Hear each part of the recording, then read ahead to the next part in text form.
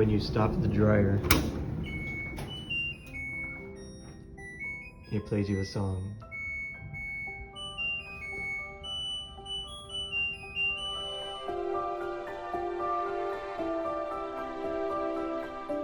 Hi everyone, it's David. There have been so many people who have been supporting me and praying for me and my family during this journey to South Korea that I wanted to make a quick video just to update everybody where in the process I am and what's transpired so far. I started my journey in Tampa, Florida on a Saturday afternoon at 2 o'clock, and the intention was to change planes in Dallas, and then from Dallas to go to Seattle, Washington, and then from Seattle I'd be going over to South Korea.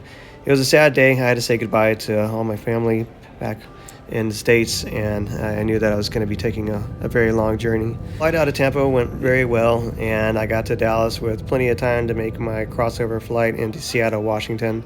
I actually got to Seattle, Washington right about 7 p.m. at night. I'll stop the video here to explain exactly how this was supposed to go.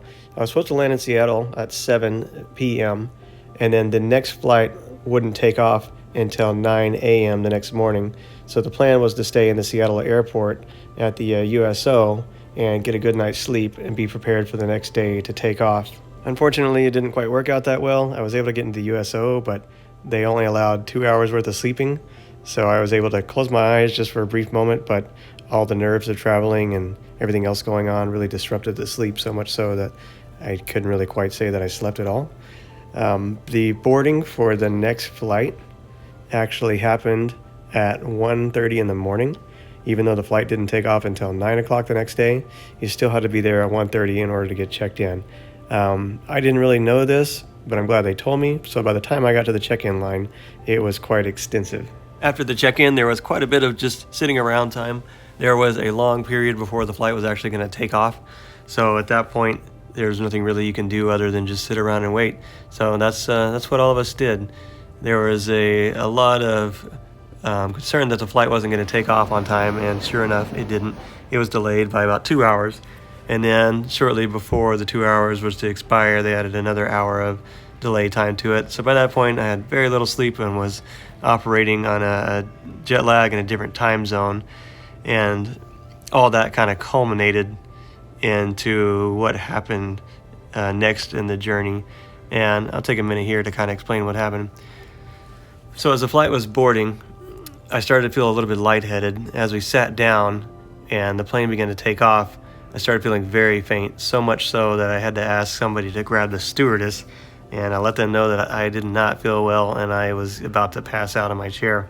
They brought the stewardess over. The stewardess had to call medical attention, pulled me off the plane, did an assessment, and determined that if I was not feeling well on the ground, I would definitely not be feeling well in the air. And at that point, they decided that I did not need to be on that flight, and I was going to have to wait till the next flight out just to make sure that everything was okay and my health was in good order. So as a result, I had to stay in Seattle, Washington for an extra 2 days before I could fly out again on the next flight out on Tuesday. So I had to do the whole process over again, but this time I made it on the plane in the morning. That plane took off and was supposed to go immediately to Japan and then land in South Korea. However, there wasn't enough fuel on that flight, so they had to stop in one state that I never thought I would go to and never had a desire to go to be honest, and that was Alaska. We were only there for about an hour and a half, and then we were on our way to Japan after that.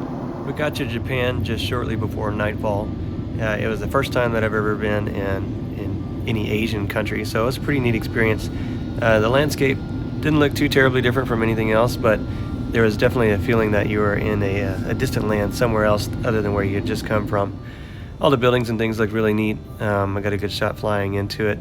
And we stayed in Japan for about another hour and a half, just as we did with Alaska, before we moved on to South Korea. When we got to approach South Korea, it was right about the evening time, and then so all the lights were coming on in the cities, and it was pretty neat to fly over and see this massive metropolis lit up like a Christmas tree in the night. From there, we knew it was going to be a little bit more and we'd be at our final destination. Processing into Korea took a little bit, so by the time everything was said and done, it was close to midnight Korean time, and I was just ready to go to sleep. So the very good friend of mine who picked me up and escorted me down to where our final destination was going to be let me sleep, and I slept for about 2 hours and then woke up the next day to do some laundry, and that's where I ran into the singing laundry machine that you saw in the opening of the video. This was something that our family had seen in videos about Korea and thought they were really cool, so I put it in here. The hotel that I stayed at was actually really nice. It was fully furnished with all the amenities that you could possibly want, but it was not going to be where I was living permanently.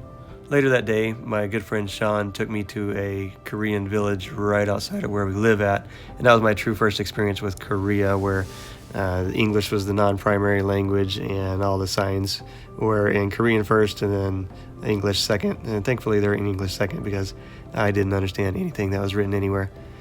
We went to an eatery that he had recommended that he had been to several times, and we had a wonderful meal there.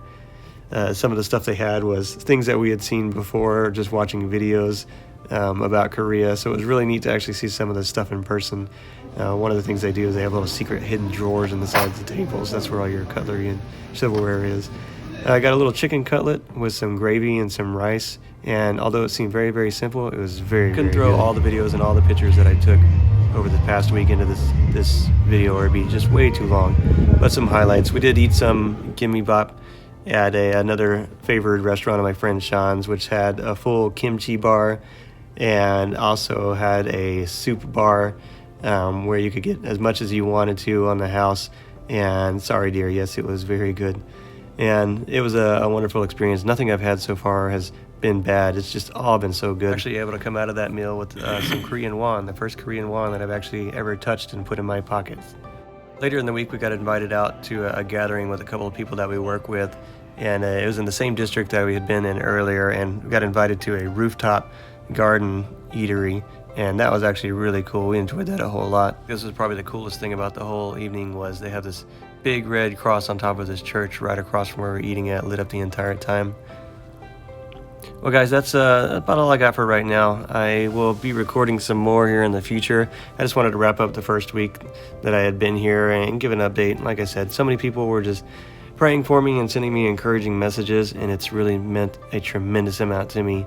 And so many people are taking care of my girls and my dog back home that I am so incredibly grateful for everybody that's helped us out and been thinking about us. I will never stop being grateful for that. Thank you so much to everybody for this. Next week, I start preparing my room that I'm going to be living in for the next year. It's right now very empty and kind of looks like a hospital room. You know, I need to change that as much as possible. So look again next week for another video. Thank you, everybody. Oh, and P.S. I got my Korea driver's license now. Very exciting. Thank you and love you, everybody. One more time. It plays you a song.